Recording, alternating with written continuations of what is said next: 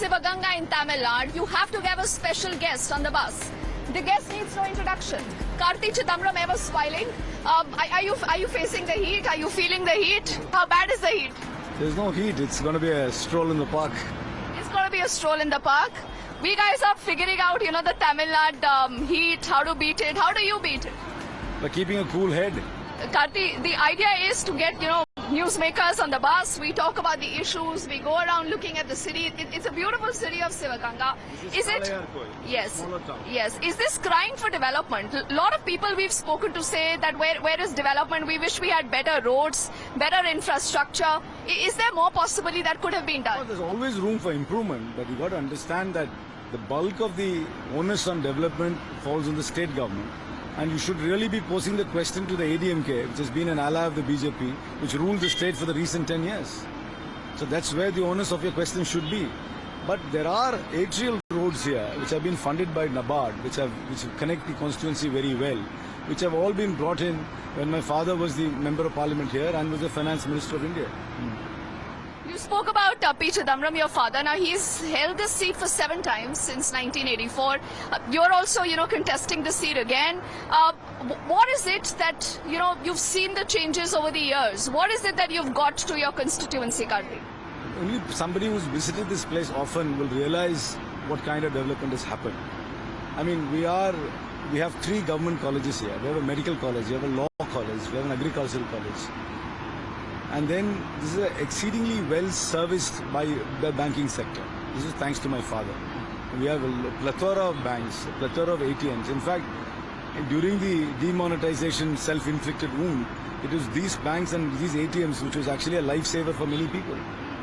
And then we have, as far as it's still quite an arid area. There is a lot of room for improvement, but there's a CISF camp. You ask me what my father has directly brought here. There's an ITBP camp here. There's a battalions of both of them are stationed here. There are 3 Kendra Vidyalaya schools. There is a Spices Park, which was actually neglected by the NDA government all these years, and I've just revived it. So a lot of development has happened. And if you actually look at banking penetration in terms of student loans, in terms of farmer loans, in terms of business loans, this district will score over many other districts, many other similar districts in India. And when you come to Tamil Nadu, you realize that there's a lot of conversation about Tamil pride, about Tamil culture. And somewhere this narrative that is getting created by the BJP here, that both the Congress, the DMK, the ADMK are all parties against Tamil pride, Tamil culture. Is that true? I think the BJP's understanding and connect with Tamil Nadu is zilch. They really don't get Tamil Nadu at all. The BJP's idea of India is uniformity, whereas our idea of India is diversity. We find unity in diversity, where they believe that uniformity is unity. We completely digress with each other on this topic. And the BJP's understanding of India is terrible. In fact, they believe in this, one that, and they don't appreciate the nuances of Tamil culture, Tamil tradition, and Tamil sentiment. And they get it all wrong, actually. Why do you say that? When the Prime Minister comes here, we are being told by the BJP that he's very popular. A lot of people speak about the Prime Minister. He's there in the media, so he's noticeable. That doesn't mean he's popular. And if you're all over the place in the media, you get noticed. That does not mean people accept you. And he's the only Prime Minister who drones in Hindi when he comes to Tamil Nadu. No other Prime Minister drones in Hindi when they come to Tamil Nadu. They make the effort to speak in English. He tries, he says that I'm learning Tamil. So did Amit Shah said this, that give me some time, I will learn Tamil. They can take all the time in the world. I'm looking forward to their speeches in Tamil someday. What about Rahul Gandhi? Rahul Gandhi, he also doesn't speak in Tamil. Are you saying he also doesn't have a connect here? Exceedingly well accepted here. There is an emotional bond the people have with the Gandhi family. Also because of the fact that unfortunately Rajiv Gandhi was assassinated in Tamil Nadu. And there's actually a blood bond with the Gandhi family. And Rahul Gandhi always comes across as somebody without airs and is very self-effacing and down to earth. And the fact that his language is very inclusive and not hectoring like the Prime Ministers, that makes a big difference. And Rahul Gandhi speaks in English when he comes to Tamil Nadu. So you want the Prime Minister to speak in English when he I comes? don't want him to speak. I just want. You don't want him to speak at all? Because what he says is not true. So I really don't want him to speak here. Did you watch his interview? He spoke for the first time after the BJP's manifesto. He's spoken on a number of issues. He's hit out at both the Congress and the DMK over the Sanatan insult. Comment? I think he's getting it all wrong. He doesn't see. We are far more Hindu than anybody else per square kilometer. Look at my constituency itself. We have far more historical temples here than anywhere else. We in Tamil Nadu per square kilometer we have more Hindu temples. We break more coconuts than anybody else in the whole of India. We are more Hindu than anybody else, but we are not. But we don't practice the Sanskritized North Indian upper caste vegetarian Hinduism. Okay, now that is a loaded statement.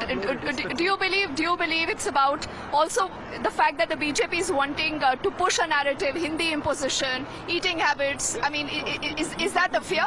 The BJP's Hindutva is centered around a North Indian Sanskritized upper caste vegetarian narrative and a vegetarian construct that doesn't gel well with the practice of the faith here. I am exceedingly religious myself. I mean, today is Tuesday. I went to a Muruga temple. There is no concept of Muruga in the north of India. You don't even have that concept. When you say that perhaps the Congress is more Hindu than any other party, then Tamil Nadu is more Hindu than any other state. So for the BJP to come and to lecture us about Hinduism doesn't gel well. We practice the faith in a particular way. We are a very temple going, religious. I would even use the word superstitious and orthodox people. But the BJP's construct of the narrative doesn't gel well with the way we practice the faith on a daily basis. Then why wasn't the Congress cobra seen at the Ram Mandir? And what about the comment of Sanatan that was made by Udhayanidhi? Temples and temples, people made a choice. I mean, that's not the centrality of the faith here. I have no problem with people going to the temple, but that's not. Here we are at the huge Shiva temple here. This dates back thousands of years now. You come to Pillayarpeti, which is right behind my house. It's a Ganesh temple was 3,000 years old. So historical temples are here. People who are believers will go to a temple, but that's not. But the whole beauty of the Hindu faith is there's no centrality of a temple. There's a temple. There are temples and there are temples, and there are many temples. So we are not an Abrahamic faith where we believe that there is a centrality of a place for you to go and have pilgrimage. Some people go to their village temples. Some people go to another deity. So that's the beauty of this of Hinduism. But the BJP's construct is to try to make it into almost into an Abrahamic faith, which is not the case. What does the Ram Mandir mean for you? I mean, it's one of the 10 avatars of Vishnu. I accept that. But there are enough. If you go to temples in Tamil Nadu, like the Srirangam temples, these are temples in which there are historical, which are mentioned in the epic of Ramayana, which is written by Kamban itself. So there are temples which have been which predate the temple which was perhaps there in Ayodhya. There are temples which have reference to Ram even before a temple was there in Ayodhya. See, for example, the Kamba Ramayana, doesn't mention a temple in Ayodhya, but the Kamba Ramayana mentions other things about Ram traversing through other temples. That's the Ramayana we read, and that's the Ramayana most of us follow here. I have absolute faith. I'm a Shaivite by birth, but I'm a Vaishnavite in practice as like anybody else. I don't have that distinction. But this to say that is the centrality of the whole religious belief is wrong. It is a temple. Yes, I respect it for being a temple now. It's become a temple now because there are certain rituals one needs to follow for it to become a temple. It's become a temple. But there are other temples which are equally or more important than that. So it's not the most important temple in my faith. You're saying Ram Mandir perhaps is not the most important temple in your faith? Definitely. For me, I'm a big believer in Pillayarpeti. I go to Pillayarpeti maybe 50 times a year. I go to a Bhairavar temple and a fort in Thirumayam. I go to so many other temples. And there are people who would swear by Tirupati. There are people who would swear by other temples. I go to the Mugambi temple in Kollur in Karnataka. So it's all a matter. That's the beauty of Hinduism. Not to somehow drive everybody to one particular place is actually diminishing the beauty and the substance of the faith. Did the Congress err in not participating in the Ram Mandir Pran Pratishtha? And I think they left it to individuals. There were individuals who went there, but because it was. I think the party rightly perceived it to be not just as a consecration of a religious event, but it was more of a political show because the political leadership was of another party was practically taking over the event. So they just let it pass. But let me be very clear. We have no. I I'm perhaps one of the most orthodox followers of the faith within the party. We have all respect for the faith. I consider Lord Ram to be one of the 10 avatars of Vishnu. 9 have come, the 10th hasn't come. Let's be very clear about it. And there are temples for every avatar in many parts of India. And Tamil Nadu has temples for all the 9 avatars in many parts of Tamil Nadu as well. But do you think that this is going to be a huge talking point now on Ram Navami? This is tomorrow going to be the first Ram Navami at the new Ram Mandir temple. Does this put the Congress in the back foot? Not at all. Not in Tamil Nadu. Our narrative is very But clear. elsewhere, what about the Hindi heartland? People are fighting there. Unless I speak the local language, I don't think I can understand the people very well. I can only speak Tamil, so I understand Tamil Nadu. And Tamil Nadu, that will never be an issue. No offense meant. If people have belief, they will have belief. The whole point of us, our narrative is that we want church and state to be separate. We don't want religious discourse and religious beliefs to be mixed up into the politics of the day. Another important thing that the BJP keeps reiterating time and again is the Parivarvad. You know, the fact that this constituency that was first led by your father gets handed over to you on a platter. He says you haven't done anything here. It wasn't handed over to me. The first election I contested, I lost. In 2014, I lost. So it wasn't handed over to me. I lost an election and contested in 2019 and won the election. So I didn't win the first time I contested. So it wasn't handed over to me. There was no handing over. I had to win. You were the natural choice, perhaps. No, nobody else wanted to contest in 2014. We didn't have an alliance partner. So there were not many people who wanted to contest in 2014. I contested in 2014. I happily contested. And we got a decent amount of votes. And we lost. But in 2019, I contested and I won. That's it. So where was it handed over? And what is this business of this, whatever word you use, what? Parivarvad. So what about the BJP? What about the BJP's alliance partner PMK? It's a family private limited party. I mean, led by the father, handed over to the son, and now who's the Rajya Sabha MP, and the wife is contesting the Lok Sabha. What do you say about that party? Or what do you say about the TDP? So if a party is alliance with the BJP, they somehow become meritocratic, and the party is not aligned with the BJP, they become dynastic. And what about the dynasty? For every dynasty you name in the Congress, I can name one in the BJP as well, or I can name 2 in the BJP. But they say at least the BJP is not controlled by the Parivar at the top, unlike the Congress. That's a choice the party makes. Why are they concerned about the leadership of our party? It's a willing choice we have made. And we are comfortable. The rank and file of our party is comfortable with that. So why is it that of a concern to anybody else? How we choose to run our affairs? Why is that? We are going to the people. That's it. Why are you getting angsty about that? It's a choice we make. Okay, you say it's a choice you make. What about corruption? Is corruption a talking point? More so because there are serious allegations of corruption against you. No, there is no allegations. Reasons. I hope you read the charge sheet. You should read how frivolous those charge sheets are. They will all die a natural death in the court process. I don't know. I don't think your research team has adequately briefed you. They are frivolous against me. You're calling them frivolous? No, not even frivolous. I mean, even if there's a word which I could go down below frivolous, I'll choose it. But right now it's not popping in my head. So are you saying you're being targeted? You're being unfairly targeted. Why? Because my father is the most vehement and fiercest and articulate critic of the BJP. That's why. There are a lot of people in the Congress who were once in the Congress have, jumped ship up to the BJP. You allege BJP is a washing machine because, the moment you walk in, everything gets clean. But the truth is that there are skeletons in their cupboard. Isn't that true? There are charges of corruption against all the leaders who've moved away from the Congress. But then it all ends once they join the BJP and everything becomes kosher after that. What happens to Hemanta Biswa Sarma? What happens to Ajit Pawar? What happens to everybody who's switched over? Everything becomes kosher after that. And how many people in the BJP get summoned by my favorite agency, ED? They're not an egalitarian. You can spin it as much as you want, and you know the truth that things are not done in an even-handed or in a professional or in a bipartisan manner. It's not. It's completely partisan. It's completely targeted. You know that. Has Karti ever thought of switching sides? No, I can't, because you see, the Congress is the only party in which I can be comfortable. You have to understand, I'm a liberal, I'm secular, I'm a free marketer, and I'm an international globalist. So I cannot fit into any other party other than the Congress. No other party will ask me. The BJP is a regimented party. I don't think a free thinker like me can ever fit into the BJP. You don't think the BJP is a free-thinking party? What about so many leaders who've jumped ship? I don't think they have free thinkers at all. I think they've all given up a lot of their... They become hypocritical in their own lives. So I don't think free thinkers can fit into the BJP. A free thinker like me, I consider... only the Congress party will give me the space to be myself and give me the platform. And only the Congress party. No other party in India will ever be able to tolerate me, if I could say. Tolerate you? Because I am a free-spirited person. And Karti, I'm very grateful for the Congress party for that. And when you say that, long time ago there were a lot of reports that, the state unit here did not wanted you to be fielded from this particular constituency. One of your interviews where apparently you hinted that there is no match to Modi anywhere, not even Rahul Gandhi. Again, that interview was in Tamil, and of course it was lost in translation when it reached Delhi, I guess. All I said was nobody's there to beat Modi in propaganda. In propaganda.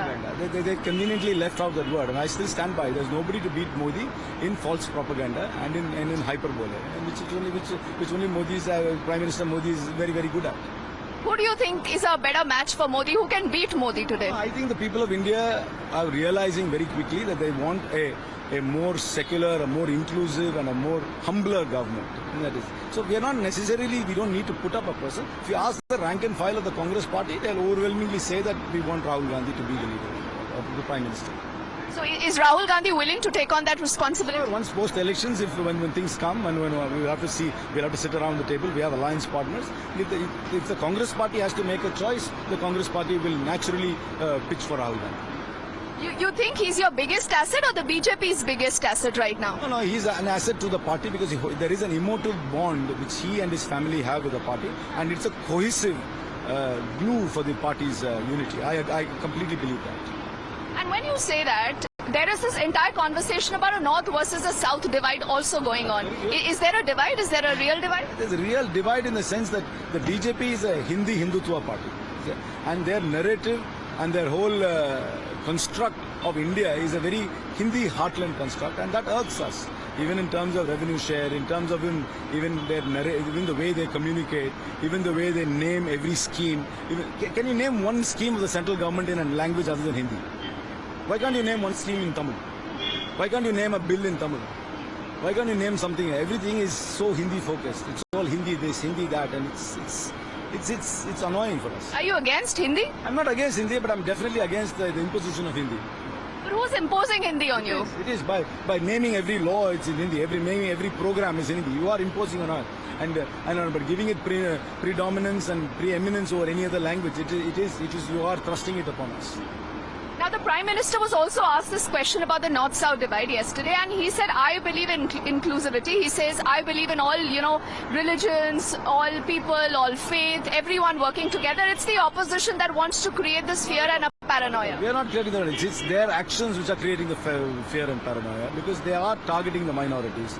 They target religious practices even within the Hindu faith which don't fit into their narrative. So there are many things. They are not an inclusive party. They are an exclusive party. We are the inclusive party. We are the inclusive alliance. Okay, you again and again insist that you're an inclusive alliance. Now in Tamil Nadu, when you're with the DMK, a party again that is embroiled in charges of corruption, Parivarvad, much like the Congress, you think that's a winning combination? Parivarvad, what is this again and again? People come up and throw themselves into the electoral fray. It's up to people to accept them or to reject them. How a party chooses to have its leadership structure, it's up to the party. If you're not happy with the leadership structure, just step out. Why do you keep harping about it? I don't understand what is this angst you have against parties when they choose their own leadership structure. You're not happy, leave it alone. But what about the BJP itself? I mean, I could name so many dynasts who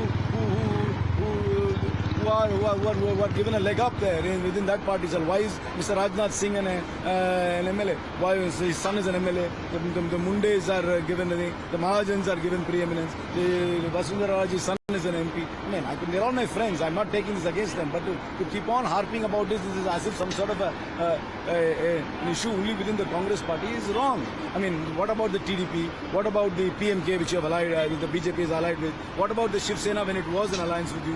What about the Akali Dal? I mean, what about the Paswan party? The Paswan party is father, uncle, and son. I mean, do you have an alliance there with them? This stain doesn't fall on them. So it's complete hypocrisy on the BJP. You say all this is hypocrisy, not issues that matter to the voter at all. What do you think has been the biggest challenge right now for the Modi government? Where have they failed? If there are three areas. Price rise. Price rise is the number one area. Everything. Price of gold. Price of fuel, price of cylinder, price of even soap, price of toothpaste, price of coconut oil, price of slippers, price of bags, price of every single item has gone up. I can give you a list. 8 rupees soap selling for 20 rupees now. 40 rupees toothpaste, 70 rupees now. 70 rupees coconut oil, 240 rupees now. 50 rupees cable TV, 250 rupees now. Cylinder, 1,000 rupees. Gas, fuel, over 100 rupees. Gold, close to 60,000 rupees. Price rise has gone up. Price rise is the biggest issue. It's hitting everybody here.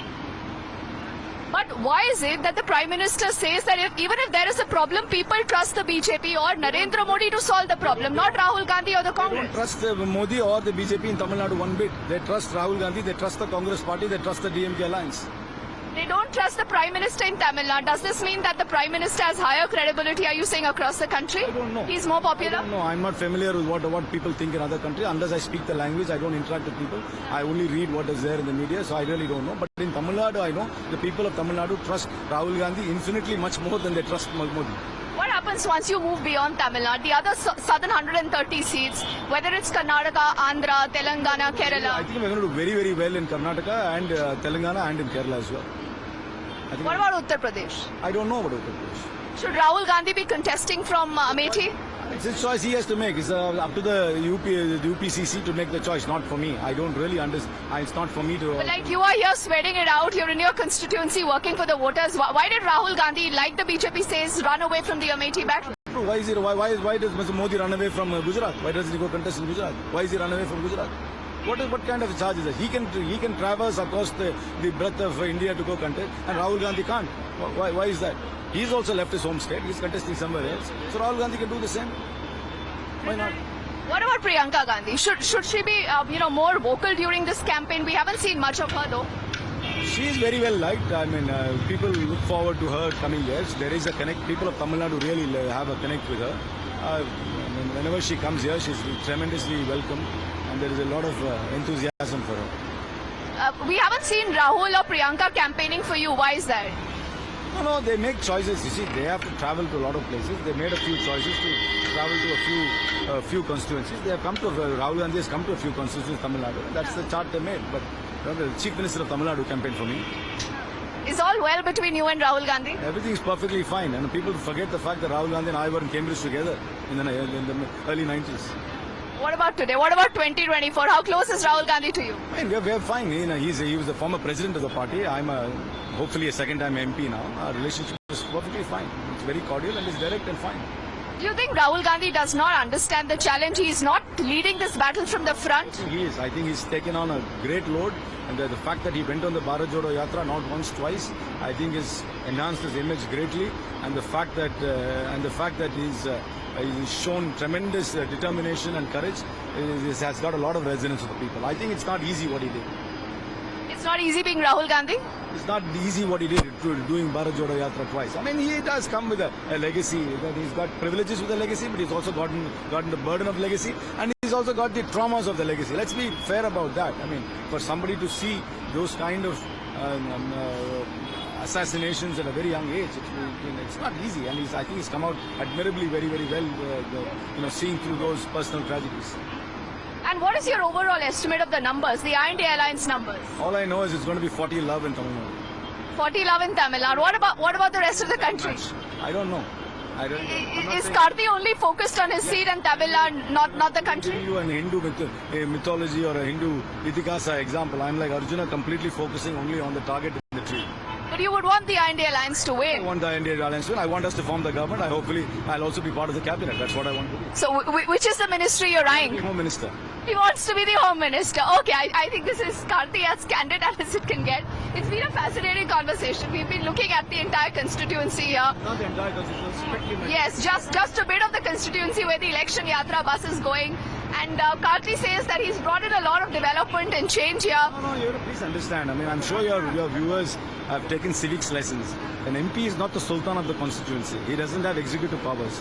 It is the state government which has got a greater input in this and the central schemes. The MP can't implement anything directly except for the MP lads. So let's be very clear. When people sometimes go ask these questions, what have we brought to the constituency? MP can't really bring much to the constituency other than make sure schemes are implemented. If the government is well tuned to the MP, they can ask for something special. All I can say is the BJP has been in power for 10 years in India. They have not brought a single special scheme to Tamil Nadu. They have definitely not brought anything to Sri Lanka. Neither is the MP who was there before me, who was an ADMK MP, who was an ally of the BJP, has he brought anything special. But every time I have been an MP, or my father has been an MP. When the state government or central government has been tuned to us, we have brought in special schemes to the constituency. That's the crucial difference. Okay, one last bit I want to ask about the ADMK here in Tamil Nadu. Is ADMK even a force to reckon with? They are the second largest political party in Tamil Nadu. They will finish second in all the seats in Tamil Nadu. They are still a grassroots party. They don't give interviews to English television channels. They don't have a great social media presence, so you don't notice them. What about Annamalai? You've given him a magnifying glass and a megaphone, so you're noticing him. Are people noticing? People seeing the change? Perhaps he's promising. What do you mean say people? Who are the people? People who are in Delhi sipping the coffee in Starbucks? Or are you talking about people in the street in Tamil Nadu? When you say people, who are you referring to? And he also has these hugely successful yatras. You know, we've seen a lot of crowd. Your perception that is usually successful. We'll know the results when they come out on the 4th, and you'll know whether they're successful or not. The BJP, yes, is more visible, but it's definitely not more acceptable. Okay, and just the last bit, how much you'll give to the BJP now in Tamil Nadu? I'm not giving them anything. I'm giving them zero. You give them zero? 0 seats. 0 seats to the BJP. What about the vote share? Will it go up? It might marginally come because they have an alliance anyway. They have an alliance with multiple parties. So here they have an alliance with the AMMK, which polled a decent amount of votes last time. Then they have an alliance with the PMK. So we really we'll never know their own vote share. We'll never know their own vote share because they are an alliance. All right. It's been a pleasure, Karti, talking to you. Wishing you all the best for the fight. And there is no fight here again and again, says. He says the heat is also pretty nice. We are cooling off. Please have some Chettinad food. I hope you eat fowl, meat and fish, and not a North Indian Sanskritized vegetarian. So please enjoy the food. Please enjoy the spicy meats we have here. Our Chettinad food is known for its. We have very specialty fowls like partridge, and we have the coast is quite nearby, so we get some exotic fish as well. And our meats are also very good. So I hope you savor all of them. Yes, it's been a spicy conversation. He says he hopes the India Alliance come to power, and he's going to be the Home Minister. So on that note, fascinating. Everybody will understand why. All right. Always a spot, Karti. Thank you for speaking to us. The election yatra, ladies and gentlemen, continues.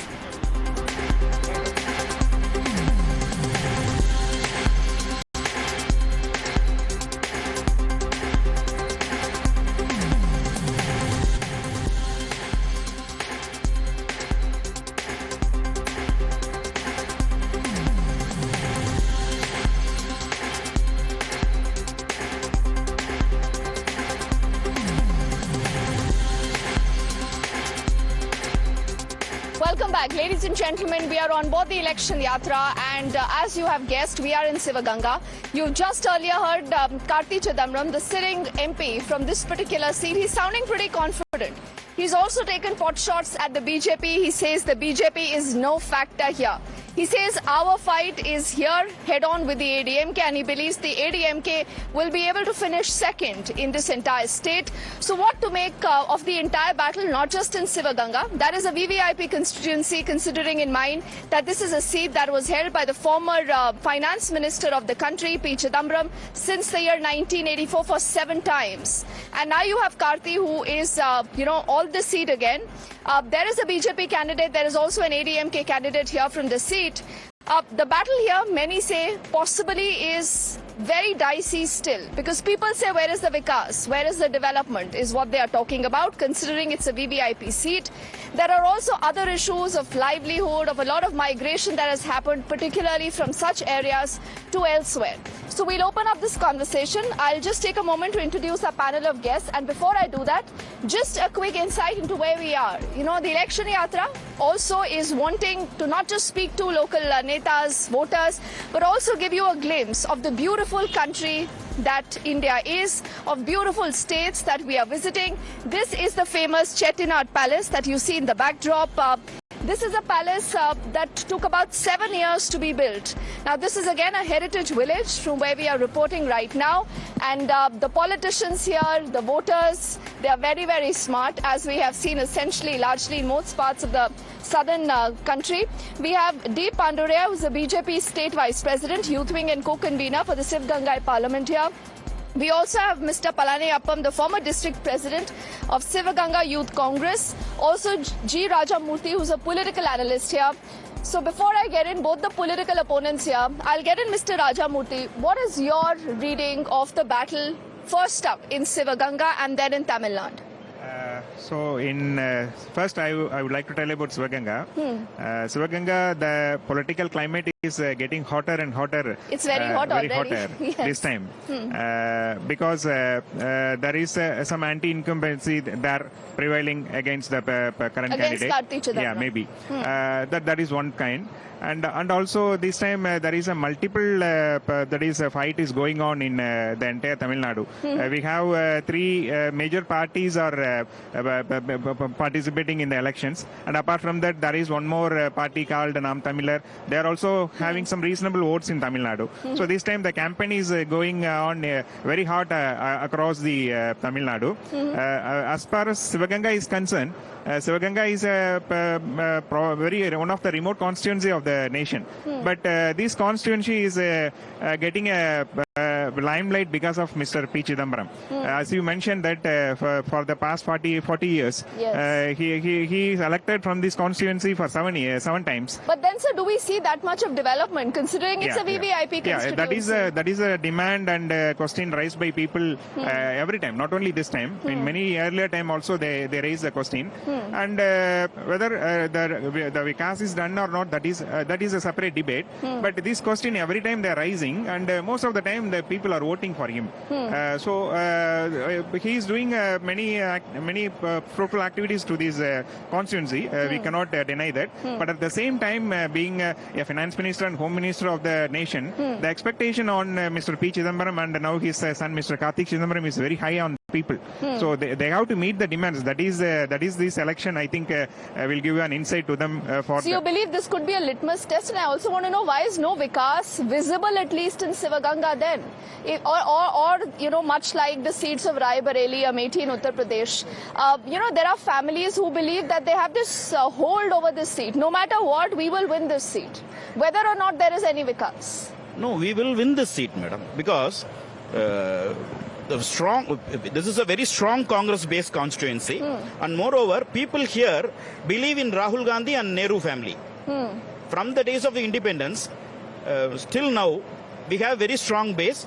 So we have won here for 11 times. Yes. This time also we will win, and we believe much on our election manifesto and our DMK-led alliance, India alliance. So we will surely win here. And you have no problem, like the Prime Minister said, with the Sanatan hate. Sanatan hate is okay for the Congress. No, we do not tell like that. But you are in alliance with the DMK that hates Sanatan. No, DMK hates Sanatan. You're admitting that the DMK hates Sanatan at least. No, DMK hates Sanatan. DMK You accept it? No, we do not accept it. But this alliance is single point alliance. We want a developed nation here. So we are against BJP. That's all. You want a developed nation, that is why you're against the BJP. So it's all about Modi hatred. Ki Modi ko bhagana hai. Modi hate, So not that only is Modi why. hate, madam. It's totally a corruptive government. Last 10 Which years, the BJP government at the government is center, you're saying, is the most corrupt. most corrupt government. Okay. And moreover, what you expect in Shivaganga, people in India totally expected it from Modi. But they are unable to do it. So we expect this time, India Alliance will form the government. Okay. At the center. At the center. And Rahul Gandhi will be your Prime Minister. Sure. And when we were speaking to Karti earlier, he said, I hope I will get the Home Ministry. So he said this also, So in his own style. But how does the BJP respond to what you've heard from the DMK and the Congress so far? That Modi is not that popular. It's all a hawa. It's just a propaganda. And Annamalai, they say, is a social media sensation. You do not understand the sentiments of the people of Tamil Nadu, and you want to impose Hindi, your eating habits, everything on the people. Is this true? Nothing like that. First thing I want to deny his point. He said this is the Congress-based. This has very strong Congress base.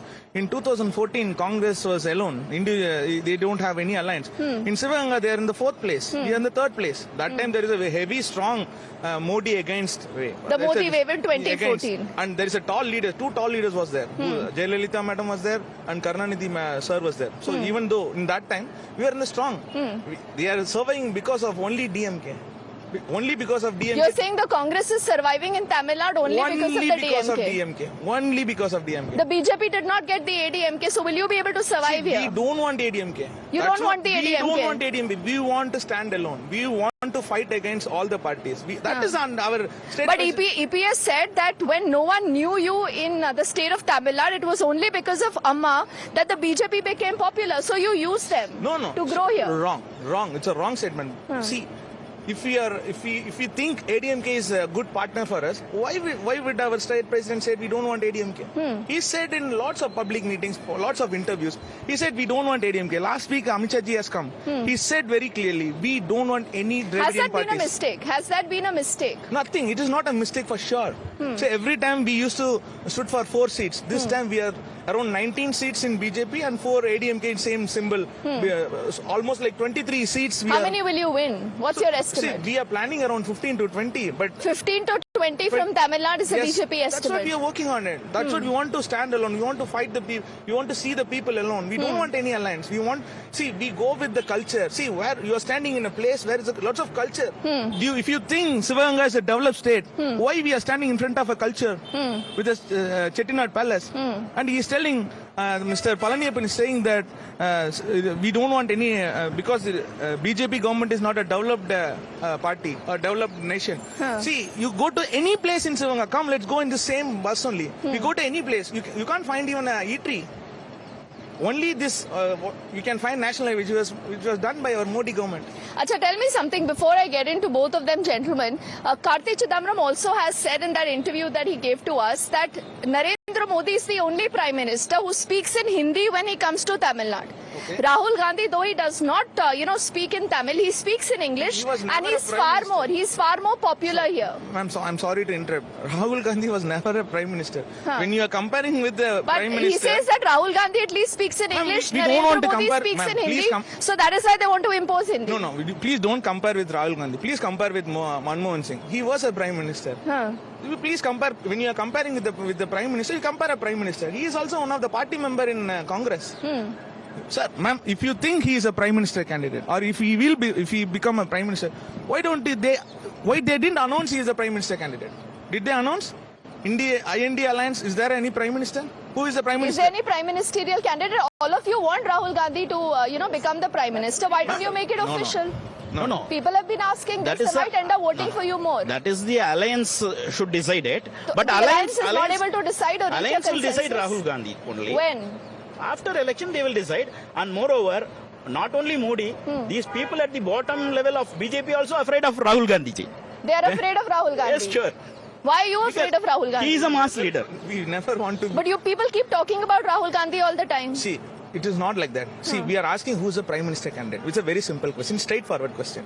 We are not afraid. They say they have a lot of people. They have a lot of choices. They are afraid of Rahul Gandhi. If they say Rahul Gandhi is a Prime Minister candidate, the entire IND alliance will break into 10 pieces. So the Congress itself is afraid of declaring Rahul Gandhi as the Prime Ministerial candidate. That's not the issue. That's not the issue. They are telling like that.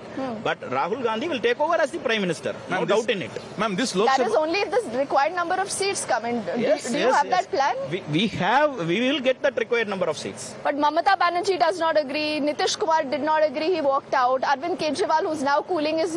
people will agree with Rahul Gandhi and people will give us the 272 seats. No matter whether the allies agree or not. Alliance will agree, Rahul Gandhi. They will have to agree, They have to agree. No other option, because we will get more than 100. It sounds like after the exam I'll decide which subject I'll choose. Like a threat, is it? Yeah. For them it is announcing a Prime Minister candidate is a threat for this IND alliance. Okay. We have alliance, ma'am, but we are very sure everybody accepted this Prime Minister is our Narendra Modi is our Prime Minister. We have alliance parties all over India. We have no issue on that. Okay. We are very clear in that part. Okay.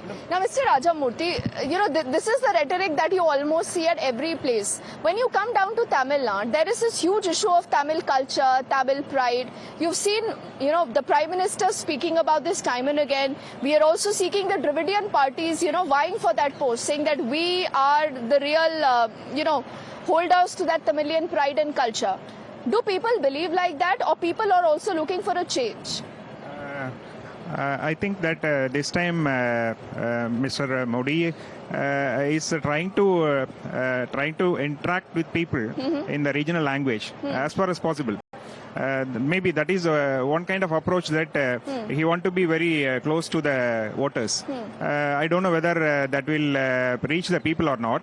But Tamil people are always very proud of their culture and language. So whoever they believe that which party is standing behind that, they will support always. So you think that the Prime Minister, because he speaks in Hindi, that is a drawback here?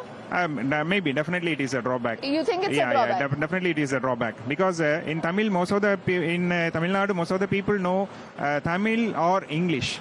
So that is why he mentioned, I think, when Rahul Gandhi came, he tried to speak in English. But maybe, I don't think that, I don't say that Mr. Modi is talking in Hindi because that is a language he is very comfortable with talking. So people may understand to some aspects, but that may be a disadvantage to a communicator. That is why I am thinking that now they are using some artificial intelligence tool like that to translate that and making very close to the people and connecting with the people. So definitely talking to their language or talking to their known language is better. Okay. So before I come to you, what is the BJP's game plan in Tamil Nadu? Do you believe that just with a leader like Annamalai and the Prime Minister, you can breach the Dravidian fortress? You really think so? What are the core issues that you people have been working on? What is it that you will promise to the voters here? See, we are promising to the voters saying that, we believe in Sanatan Dharma.